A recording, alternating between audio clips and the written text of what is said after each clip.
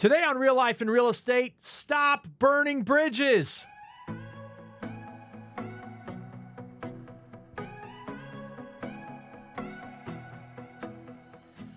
Well, welcome to Real Life and Real Estate. I'm your host, Mark Peebles, here to help you live your best life and achieve ultimate success. You know, the show is focused on real estate agents. It's really a great show for all entrepreneurs, though, but we do talk a lot about real estate on here, and I'm just grateful that you're taking the time to listen today. I want to help you, again, like I said, live your best life. You know, a life lived on purpose, achieve ultimate success, reach your final destination. And so we talk a lot about a lot of different topics on the show. And today, I want to talk about burning bridges. Before I get into burning bridges, I don't want to burn a bridge with our sponsor, which is Advantage Home Warranty. Natalie's laughing at me, but Advantage Home Warranty, it truly is the best home warranty in the business. What I love about Advantage Home Warranty is their responsiveness to service. Over the last year, I carry one on my own house. I've had HVAC issues. I have had plumbing issues, and they are always out the same day to get things fixed, especially both of my HVAC and plumbing issues were also water issues, which is very important that they come out fast. And the reason they do this, they provide great service, especially in the plumbing and HVAC arena, is because they own their own plumbing and HVAC company. And so I love my Advantage Home Warranty. I highly recommend looking into it. AdvantageHW.com. That's AdvantageHW.com, and that's where you'll learn more about Advantage Home Warranty. They're an Ohio company, so if you're listening in Ohio, definitely want to check them out. So today, Natalie, we are talking about burning bridges. Have you ever burnt a bridge? I hope not. You hope not? Potentially, though. Probably. I know. I feel like in my life, I have burned some bridges. Mm-hmm. I did it a lot when I was younger. Mm-hmm. However, I find that even bridges that I thought had been burned years ago, I've been able to restore a lot of those relationships. That's what's the important part about it is like, yeah, okay. If I think back, probably I did at some point in time. Yep. But I think I'm really much very much a people pleaser. So a lot of times I try to resolve it very quickly if I know something's happened. But regardless of that, like I could think of a couple different scenarios where there are probably some people that I had burned a bridge with, but it's resolving them that's key. That's right. Well, so really, we're going to talk about how not to burn bridges today. And so with that, I say don't burn bridges. Don't do it. Because relationships matter. Hey, there you go. And so we're going to talk about how to not burn these bridges so that you can keep strong relationships, healthy relationships, flourishing relationships in your life. Whether it's personal or business, hopefully, the things we'll talk about here today will help you to think through these. And we're kind of taking a break from the whole NAR settlement, the National Association of Realtors settlement today, to talk about something that I just think everybody needs in life. Okay, so there's three ways that I'm suggesting that you don't burn bridges. Number one, be patient with people. Number two, be quick to forgive. And then number three, be cautious of the stories that you tell yourself. So let's get into this a little bit. First off, I think we all need a lesson in being patient with people. I can't tell you how many times as a real estate agent, I get impatient with clients. It just happens. And it's not even the one client that, is driving me crazy. It's that there are so many things going on during a day that when a client comes and they have a complaint about something or they show up late to something or whatever the case is, sometimes I lose patience. And I'm just a human being that honestly, I have to take a lesson in how to be more patient with people. But I believe that if you don't want to burn bridges, you need to learn to be patient. That is a tough thing to do. But here's the thing. You never know what's going on in someone's life. And so sometimes we just need to have a little bit of grace for people. I've had situations before where, someone is acting incredibly, crazy, only to find out that they're dealing with a parent that's in the process of dying, and they're absolutely overwhelmed with that whole process. And it all came about during their home buying or their selling process, right? I mean, we've all run into these situations. We've experienced these situations ourselves. I mean, over the last year of my life, I would say it's been probably one of the most stressful years of my life. I had a relationship, very close, like best friend relationship, partner relationship, and experienced betrayal. And that ate up a lot of headspace over the last year. And in eating up that headspace, people would come and talk to me about things, and I might be triggered by that whole situation, by the things going on in my own head. And then people would wonder, like, what is going on with you? And it wasn't that I meant to be, standoffish or like my mind is wandering, but it was just that I had so many things going on in my head that people didn't know about. So how often do we have that stuff that's just going through our head? Yeah, 100%. I remember it was right after I had Jackson. It was just a hard time. And I think just new parents, a lot of people experience this, but in life, when there's a shifting in your life, right, it's a hard time. Right. And I was actually talking to a friend about this yesterday because I went back and so it's almost like 6 months passed where my life was just consumed by like this thing right that I was dealing with and struggling with. After the 6 months went past and life kind of reset, I realized I didn't talk to my friends. Yep. I didn't hang out with anybody. I didn't continue the relationships, and I saw relationships fall off that I'm now working on mending and growing. Not a burnt bridge, but right. I was not myself. And that's just kind of how it's not our fault.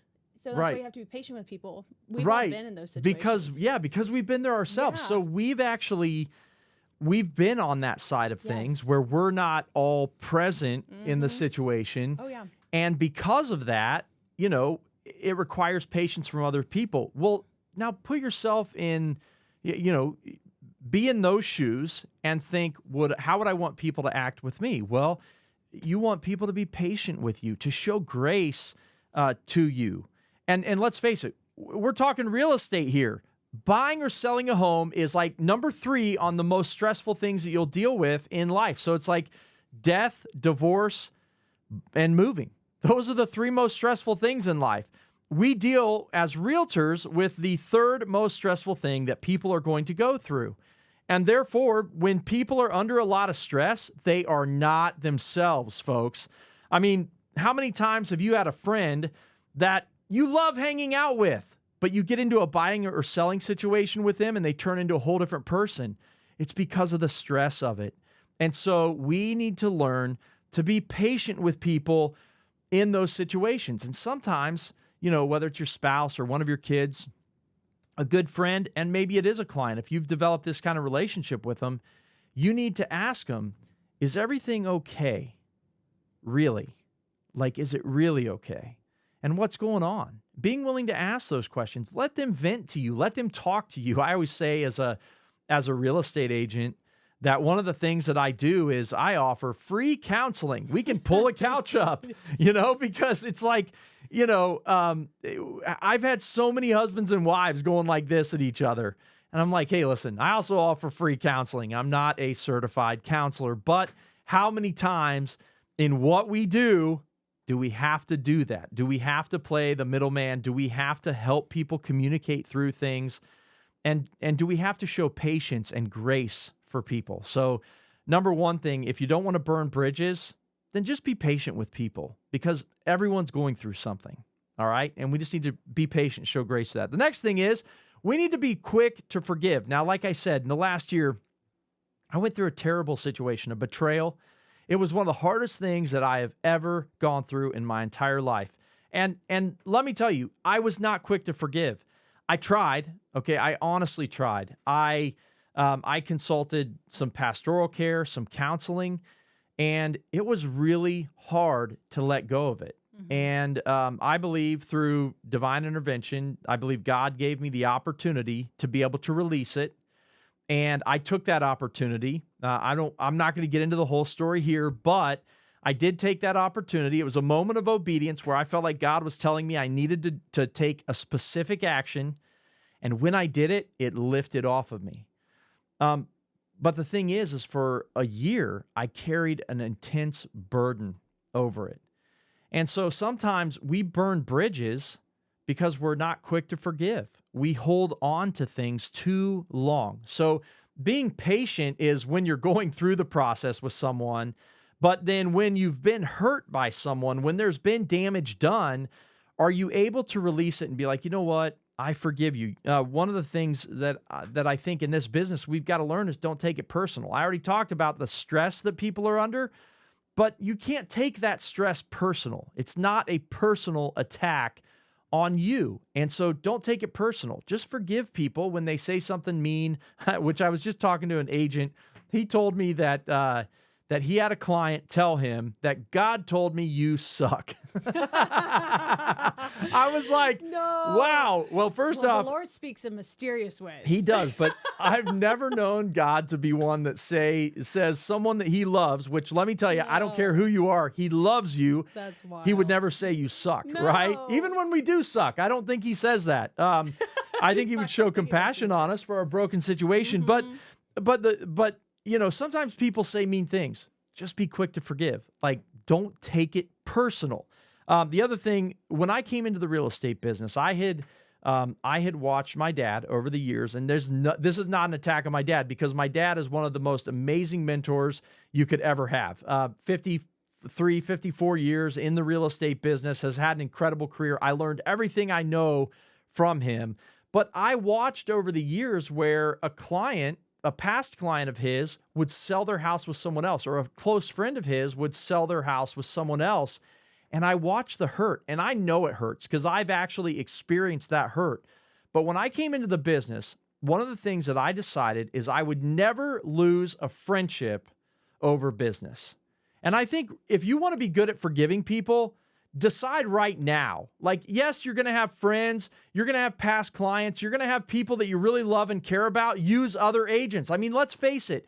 Every single human being in the United States knows at least 5, probably upwards of 10 real estate agents. I think the actual statistic is 5 real estate agents that the average American knows, or that an American knows on average. So think of it this way.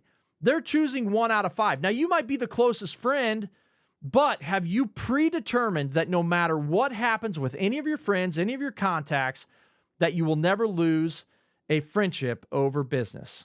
I had a past client, call me recently and tell me that they decided that they're going to list their house with another agent. Now, it hurt for a second, because this is a past client that I poured a lot of time and energy into, and actually probably caused a little bit of stress in my life. I mean, if I'm going to be honest, the way that I look at it is, you know, it might be God saving me from some kind of extra added stress, right? And the agent that I lost it to is an agent that I actually respect tremendously in the business. And you know what's really funny is that I ended up with a client that had multiple properties to sell. That was a former client of the agent that I lost that one to. So you might as well just trade. Right. And so it was a trade. And not only that, but the client that came to me from him has actually become a very close friend of mine. Wow. And so, like, you never know what's going to happen. Well, but I have a question about that. So when that happened and when you had that experience, how did you avoid burning a bridge with these people, the agent and the past client? Yep. How, like, did you just respond with, well, I wish you the best? Did you ask for critique? Like, what? Yeah, what well, did you know, okay, so one, real estate is not for the faint of heart. No, it's not. And I think that the other thing is, my dad has always said, all is fair in love and real estate. Yeah. And so you know, this other agent, he is known as being a luxury agent. Now, I work with a lot of luxury clients in my personal business.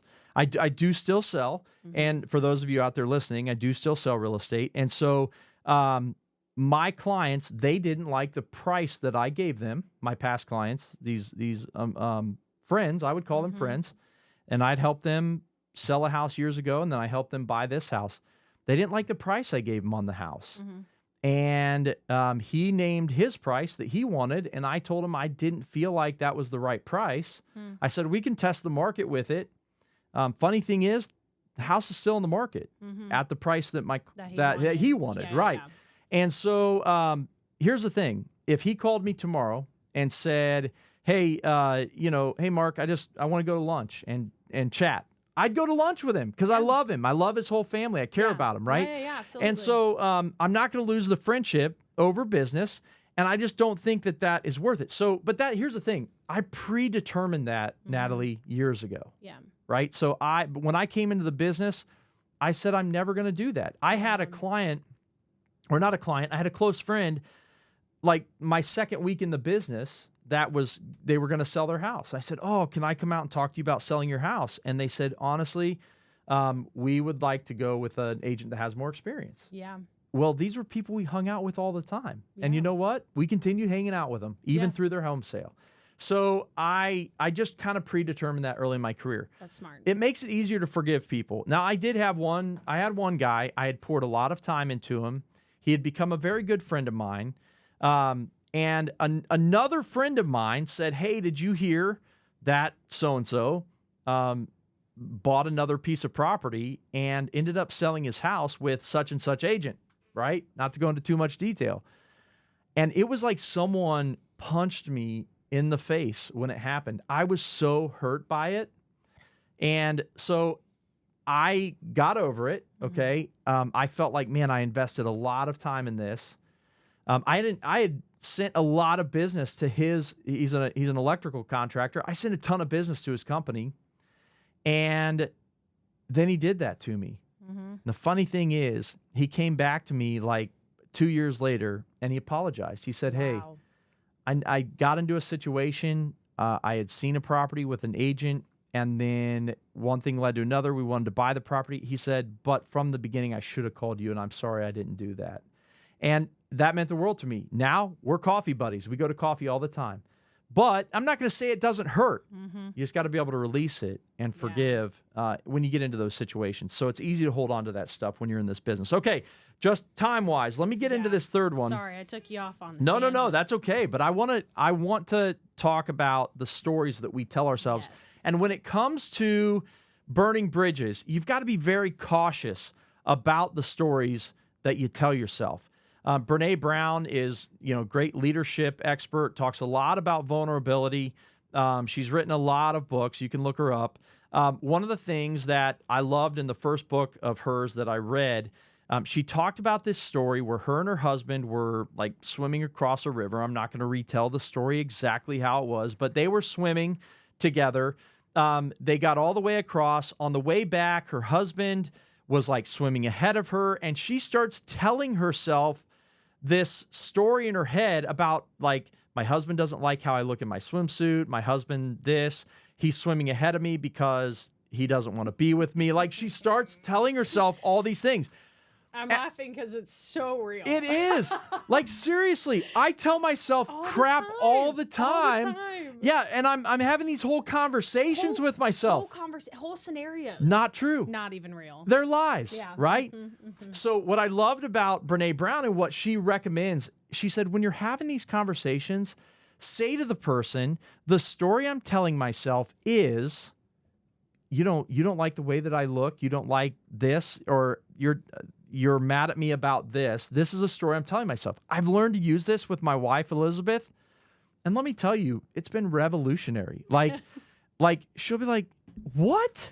Are you crazy? Like, no, I don't feel that way, or I'm not mad at you about that. I'm just having, and it goes back to those situations that you don't know that are going on in someone's head. Well, the same thing was happening with Brene Brown. Like, her husband, as they were swimming across this, call it a river or whatever, he was worried. He started thinking about all the things that could go wrong. And I can't remember if their kids were with him or he was afraid their kids were going to start swimming out and a boat was going to go by. It was some crazy story like that. And so he charged ahead to make sure that didn't happen and to be the protector, right? She could take care of herself swimming, but he was worried about another scenario happening. And when she heard that, she was like, oh, okay. Oh, well, that makes sense. Like, so you do love me, right? And I think so many times we burn bridges. And here's where it applies to real estate. So Natalie, I've had bad transactions before. And I remember a coach saying to me one time, like, you stop reaching out to people because of the two things that went bad during the transaction, which, let me tell you, any real estate transaction can have 100 things go bad, right? And so because of those two things, you start telling yourself a story. The client's mad at me. They never want to talk to me again. They're never going to use my services again. Blah, blah, blah, yada, yada, lies, lies, lies. It's a story you're telling yourself, when the reality is you were actually there to guide them through it. And when they moved into the house and the day after the basement flooded, that's not your fault. But a lot of times we tell ourselves a story that, oh, they're going to think I sold them a bad house. My dad one time, going back to my dad, he had one where like people move in and the day after they or the day after they close, they get to the house and all of the carpet is gone, wall-to-wall carpet. But the people who were selling the house it was not attached carpet. Now, this is years ago, but when my dad heard that, he instantly shows up over there. And my dad always said, like, if you want a key term to use to serve your clients well, when something major goes wrong, I'll be right over. I'll be right there. And he said, simply showing up and holding their hand through that process meant the world to them. And they became long-term clients. Now, they still had some issues to work out, right? But he stood with them to work out the issues. I think instantly, sometimes we shy away from the issues. We back down. We begin to tell ourselves these stories, and ultimately we burn the bridge and lose that relationship long-term. And let's face it, we are in a relationship business. Being in real estate is a relationship business. And life is a relationship, not business, but life is about relationships, right? Like, our impact on the world has to do with our relationships. Your impact as a real estate agent, not like home is the first and most important relationships you're going to have, your family, your friends, but then your clients, those are important relationships and people are counting on you. So stop telling yourself stories that aren't true and continue to show up for your clients. Continue to reach out to your clients. Continue to show them that you care. I've got some clients right now. I sold them a house a couple of months ago, and I've reached out to them like 4 or 5 times. They've never called me back. So I start telling myself a story. The reality is life is probably busy. They're probably still trying to settle into a new place. They moved from out of town. And the reality is that, like, I just need to keep being there for them. Invite them to the event that I do. I do a big Movies with Santa event every Christmas. So I'm going to invite them to the event. I'll probably send them a personal invitation. I'll text them. I'll email them personally. I'll give them a call and say, hey, I'd love to have you at the event, so that they know that I care about them. That's how you build long-term relationships. There is no such thing as a perfect relationship, right? So you're always going to have some kind of conflict in a relationship. That's just the way it is. It's how you react to the conflict. Are you going to start telling yourself stories that you've ruined things? Or are you going to say, nope, I'm just going to be there. I'm going to show up for people. I'm going to be consistent with people. And so when it comes to burning bridges, don't burn bridges, because relationships matter. And the ways that we don't burn bridges, we're patient with people. We are quick to forgive people. And then we are cautious about the stories that we tell ourselves, I should say. So that's my thoughts for today. And I want to thank Natalie for being here in the room with me. Thanks, Natalie. Thanks for producing everything. And I just want to tell you guys, go out, build great relationships, don't burn bridges, and we'll see you next week.